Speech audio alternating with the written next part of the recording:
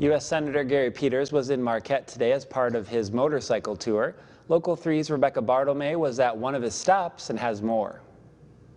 U.S. Senator Gary Peters is cruising through Michigan. So this is one of my passions, is to be able to get out on a motorcycle, feel the wind in your face. And as I travel all across the state and have meetings across the state, I always figure if I've got to get from point A to point B, why not do that on a motorcycle? One of his stops was by the new roundabout on Lakeshore Boulevard in Marquette, which recently completed phase 1 of the project. The road was moved farther away from the lake to prevent the constant struggles of erosion. Pleased that we were able to help and get several $1 million to move the project forward. We still have more to go, but it's an example of the kinds of infrastructure projects that we need to be doing all across the state of Michigan. This project is going to make a nice addition to our community, which helps us with tourism, economic development, and any number of things that's going to help our city move forward. One of the reasons why Senator Gary Peters was in this area was to talk about an issue that he says is very important to him, protecting and funding the Great Lakes. Making sure that we're able to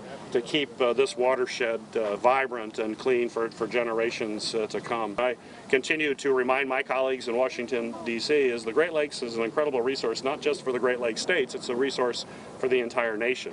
And when you think about the fact that 40 million people drink water out of the Great Lakes, that should tell us that we need to do everything we can to keep them safe and to keep them clean going forward. Peter says one way he's done that is through expanding the Great Lakes Restoration Initiative, which allows people to clean out lakes and toxic sites. Peters is halfway through his tour. Now he heads back downstate with stops in Traverse City, Lansing, and Grand Rapids. Reporting in Marquette, Rebecca Bartolome, Local 3 News.